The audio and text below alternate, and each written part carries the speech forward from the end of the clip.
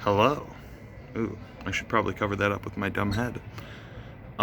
What is going on? It's day 10? 11? I don't know. I think this is for the vlog for 9 and 10, which will be the day after Gaffney, which was a day off, and then Charlotte, North Carolina. Hi. Are you like busy? I was vlogging, but you could come here. Come here. All right. I was just seeing where you went. I just started. Yo, what's up? Hi, this is you probably don't know them. This is Marco. We're in my little baby. We're in Bamore. We're in Bamore. It's pronounced like s'more, but Bamore? I didn't know that. yeah. So yeah, I was just gonna talk about how we met Carrie's parents. We met Carrie's parents. We had a day off after Gaffney. We went and saw Little Women, which was not nearly as gay as we thought or were hoping. But I'm still in love with Saoirse Ronan. That's true. And then we drove to Greensboro and hung out with Carrie's mom and dad. Yep. We had a bonfire. Dave and Cheryl. They were very good. Dave walks into the room, and he looks at he like fake checks his watch because he doesn't have a watch on. He looks at his wrist and he's like, "So who's who? I'm Dave." And I love that man. It was a good time. He was very sweet. I played some D&D while the bonfire was going on, and he didn't think I was weird as shit, which was good. But yeah, we did that. Then in the morning we woke up. Yeah, day 9 I think it was short, kind of. And we were in the car for a lot of it. We were in the movie theater for a lot of it. There wasn't a whole lot to write home about. Wait, was that the same day we went to the coffee shop and like the bookshop, or was that the day before? That was the day before. That's right. So the next day, we woke up in Greensboro pretty early. We ate breakfast, and then we went to check out the Green Bean, which is our good friend Carrie Bice's favorite coffee shop. Favorite Jinx, coffee you shop. Can't talk to us. I'm usurping this vlog now, bitch. Hey. So that was very cool, and then we got the Scupper something. Scuppernong, which is a bookshop. We asked the Scuppernong. barista like where there's a cool used bookshop around. It wasn't a used bookshop per se, but they had used books. But we went in there and I finally found a postcard because I've been looking for a cool postcard on this tour, but people don't have postcards like in any of the places we've been. Anyway, and I picked up a book that had been recommended to me by a friend called All About Love by Bell Hooks. I haven't read it yet, but I won't keep you posted because I won't read it until after this tour. But I didn't get anything from the coffee shop or the bookstore because but what I got from the coffee shop was a turmeric ginger latte. I've heard like turmeric ginger tea before, but a turmeric ginger latte was bonkers. It was so good. Yeah, I wouldn't recommend the turmeric ginger latte from the Green Bean in Greensboro, North Carolina. Gotcha. So then we went back to the house and played poker. I won the first round and collected a lot of change. And then Marco won the second one and collected all the change. So right now, Marco is the reigning Scrooge McDuck. For the record, all the change came from a jar that I keep in the cup holder of the band. So it's my money to begin with. That doesn't matter. I won it, so it became mine. Yeah, and then but I lost. I won it even harder, so it became mine. Oh, yeah, I guess that's true. So I did lose it. And then we drove to Charlotte. We were looking for a Magic the Gathering game, but it ended up not working out because we couldn't make it to the card store and then the show in time. So we just went to the show, and dude, the Charlotte show was pretty fucking crazy. It was at the Trash Palace. It was like the most straightforward punk, like with a capital P, with the battle vests and like the super fast screamy music. Like there's the most punk of a scene I've seen since like we were introduced to like Indianapolis when we did like punk rock prom and that kind of thing. Yeah, it was pretty insane. The bands that we played with were 2 Year Degree. We played then Bad Idols, and then 7 Minutes in a Microwave. So 2 Year Degree was really good. They played some fast punk music. I don't know everybody's names, but I do know their singer guitar player is named Jack. They had very good presence and like very good vocals and a very shaved head. A very shaved head, but also, dude, kids threw the fuck down. They went nuts. Like, think of a basement, probably like, I don't know, 15 feet deep. Maybe 20 if you include where the band sits, and about 15 feet wide, maybe 10, 12 feet wide. And just like packed with like 40 kids. and like 20 of them are just throwing down, moshing, and jumping around and shit. Yeah. It was fairly fucking incredible. And I was surprised that they kept it up during our set. Like, our set was significantly softer, and yeah, don't mind us, just talking to the camera. What was I saying? Oh yeah, even for our shit, like, people were going hard for it, and like, we're like swaying and stuff during the slow parts. It was weird. It was cool. It was a very good time. They definitely treated us well. I think we were very well received. Then Bad Idols played, and Bad Idols is a band that we had never really heard of, but they are good friends with Dana from Indianapolis, who's one of our good friends. Yeah, and Eric, the guitarist, is the one who was responsible for the Burn the Trailer Down, I'm Not Coming Back tape run, which is like an album that I mixed and recorded. Yes. So like as soon as we found that out, we were like, oh shit, okay, we're like extended family. Yeah, we're buds. So they fucking rip. They have very high energy. They like randomly broke into like When I Come Around by Green Day, like just an impromptu Green Day section. Not gonna lie, I didn't even catch that. I don't remember that dude, happening, it was so but good. I'm so glad that it happened. It was so good. So yeah, Chloe and Sid and Eric are all really cool and great folks, and I'll include like a link to their shit. They're from Knoxville, TN. Down there. Yeah, they're from Knoxville, Tennessee.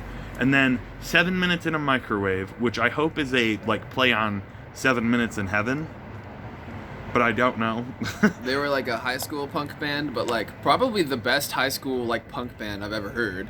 To be fair. Yeah, and very hard, like screeching, like gnarly vocals, and just a lot of fucking raw energy and emotion, and like they had dildos stuck to their bass and stuff. It's a very good time. But yeah, it was pretty gnarly. We made quite a bit of money, which is super nice. You guys don't really probably care or want to know. We made more door money than at any other show. We sold more merch than at any other show. Yeah. So yeah, the punk kids in Charlotte really came out, and then like. And there was also like the age range was crazy. The youngest age I heard said out loud was like 17, but there was also like 26 and 29-year-olds around, and like everybody was just there chilling. It was cool. It was a very good time. People at the house were super nice. I think we got booked through a guy named Nick Bonin, who's apparently a famous rapper. Famous rapper Nick Bonin. Shout out. Jinx can't talk to this guy. And that was super cool. They were in LA talking to SoundCloud or something while we were there. They were on they booked us. They love us. They weren't even there. This 18-year-old is like on a business trip talking to labels and like big music organizations. Yeah. During the show that they booked us on. So they couldn't make it. But their brother, Mike, is very cool. Mike was the bassist of To Your Degree. A cat named Cole gave up their room, so we got to sleep in beds, which was nice. Yeah. It looks like I'm fucking exhausted. With a weighted blanket, by the way. I got to sleep with a weighted blanket because I was in bed first. I went and took a shower instead of laying claim to the weighted blanket. And that weighted blanket weighed so good. So we did that. We slept.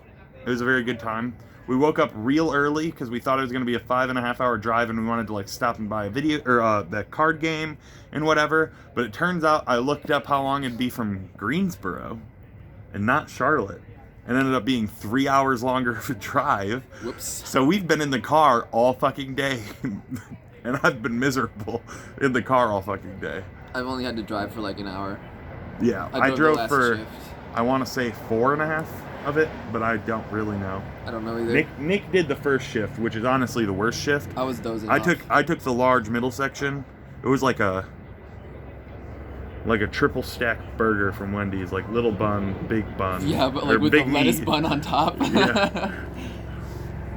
But no, it was super good. Shouts out to Jordan also. Jordan lives in the house that we stayed at. True. Jordan. _sarcasm.city. They're a cool artist and also just knows how to chisel like flint and like rocks into arrowheads, and gave us each one, which is very cool. So I'm coming home with an arrowhead, which is exciting, to say the least.